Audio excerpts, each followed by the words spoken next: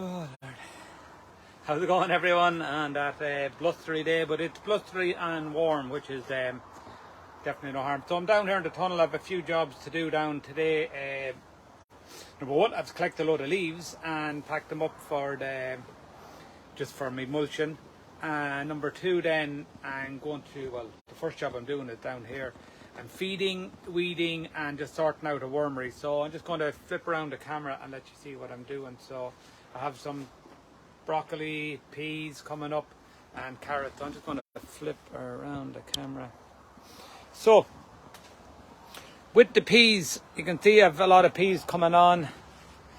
They're flowering lovely. So like anything else that's flowering, I like to feed them, pretty often because because they're taking a lot of energy to produce the little fruit they're going to give. So we want to see them little small one coming up there nicely. So we're going to what I like to do, I'm just using a bit of this granular seaweed mix. This one here is the unique blend. It's not your regular. We get it blended up for ourselves with a couple of different types of seaweed in it. So it's a little bit unique compared to anything else that you might see out there. So I'm going to put that around it, and then we're going to mist it. What I've done was I put in some of this plant and soil tonic. So that's a liquid biostimulant. So there's a nice mix of amino acids, seaweeds and everything else in that. It's a biostimulant for the plant. So it's ideal. It's going to protect the plant against any stress. My sprayer just not working 100% because it's a bit old and decrepit. So you can see it there. It's sprinkling out, and of course the minute you'd go on the camera, that's what it would do. So just give it a good pump. So more broccoli coming up there. Again, all of that will get a spray. There we are now. So I just want to give them a mist of the liquid seaweed mix, and that's going to boost them. It's going to absorb into the plant. You just see it there on the plant. That's what you want to see, that on it. That's going to absorb into the pores of the plants and boost up the nutrients. You'll see actually it should start greening up as well in the next couple of days. So we're going to spray all the plants as well, and even with them purple sprouting broccoli, we're just going to throw a bit of seaweed around each of them before we water them. So same with the carrots. The carrots get seaweed and get sprayed. It gets granular seaweed. Probably see some of it down in there already. Bit of chickweed there, so pull that out of it. With the carrots, it's a good tip if you're sowing carrots, when they're coming up maybe an inch or two tall, sprinkle that seaweed around them. It really boosts up that was the tip my father showed me this year, and last year he's been using it, so he's very happy with the results of it. The last of the tomatoes, some my spinach is getting eaten out of it by caterpillars, so I'll have to go investigate that. One aubergine left. Oh, the bucket.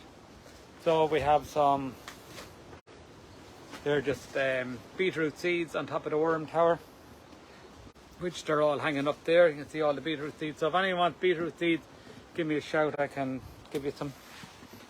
And then this is the wormery that we made out of the batch. You might have seen it there a few months ago. So you can see it actually, shouldn't be the cable tie in there, but it's all breaking down really nicely. So I want to just keep that topped up. So I have a couple of bokashi bins. I'm going to tip on one of the kabashi bins into it today as well, just to help it feed, because the worms will start moving out if there's no food for them. So that's what's happening. So then outdoors, then we've a load more carrots. Absolutely brilliant. Where are we there?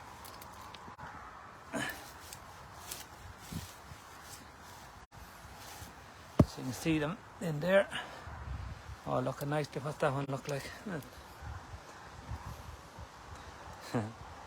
Don't get them in the shop.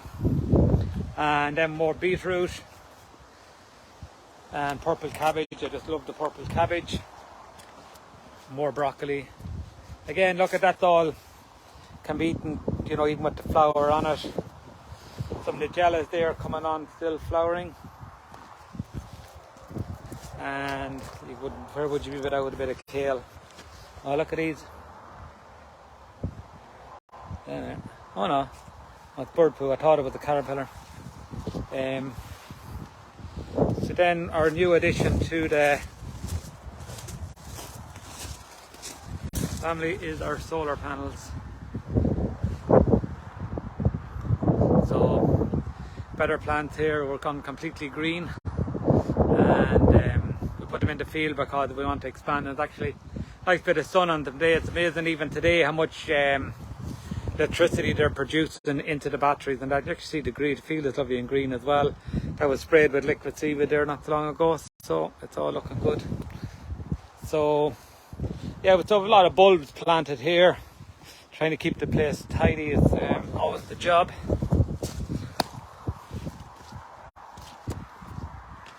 Then the last bit now, we have some onions and our garlic. Now a tip for your onions and garlic, especially they're coming on really nice now at the moment. But what we want to do is just watch them for yellowing, and you know, early spring when that growth starts coming on, definitely throw them a little bit of seaweed and some of them pellets there as well, because they will need an extra boost. And check my worm traps. Look at that. These are my new worm traps. So that's how I collect worms for the... No, one in there. So put them back there. So I'm going to take some of them and put them into more of them over here. They're just basically they're off the microgreens, and where we grow our... See them all there, so they're perfect. They're composting worms. I'm going to move them into my wormery when I get it set up now in a few minutes. So look, I hope that helps. Look at weed, feed, and if in doubt, any yellowing leaves, again, they're going to be all pulled off and put into the wormery. So anything like that, just pull it out.